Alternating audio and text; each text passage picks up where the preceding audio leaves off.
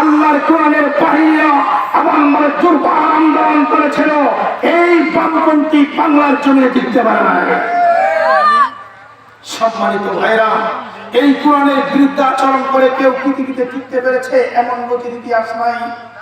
সবচেয়ে বেশি বিরোধিতা যিনি করেছিলেন তিনি ছিলেন মিস্টার আবু লাহাবের স্ত্রী।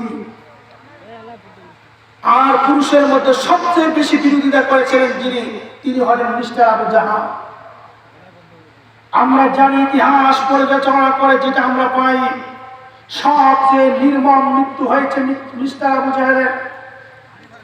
আর আবু লাহাবের স্ত্রীর গলার ভিতরে খেজুর গাছের রশি লাগাইয়া শেষরায় কেনে হেসরে তাকে লাঞ্ছনা বঞ্চনাময় অপমানজনক মৃত্যু হয়েছিল। সম্মানিত ভাইরা, এই কুরআনুল কারীমকে যুগে যুগে যারাই বিদ্যাঙ্গুলিতে গিয়েছে তারাই ধ্বংস হয়েছে। যে সমাজের মানুষরা কুরআনুল কারীমকে মাইনাস করে জীবন যাপন করবে, আল্লাহ রাব্বুল আলামিন কুরআনুল কারীমে সেটাই বলেছেন, ওয়ামান আরাযা আন যিকরি ফাইন্না লাহু মাঈশাতান দানকা ওয়া নাহশুরুহু ইয়াওমাল কিয়ামাতি আমা।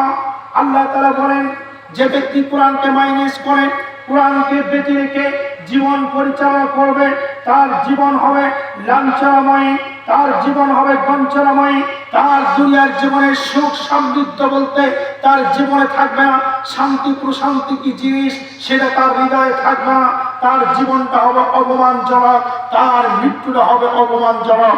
বক্তব্য আমার আল্লাহ, জোরে বলেন আমার আল্লাহ। সম্মানজনক মৃত্যু যদি হতে হয় আল্লাহর কোরআনকে সাথে রাখতে হয়। আল্লাহ রাসূল সাল্লাল্লাহু আলাইহি ওয়াসাল্লাম হাদিসের মৃত্যু বলে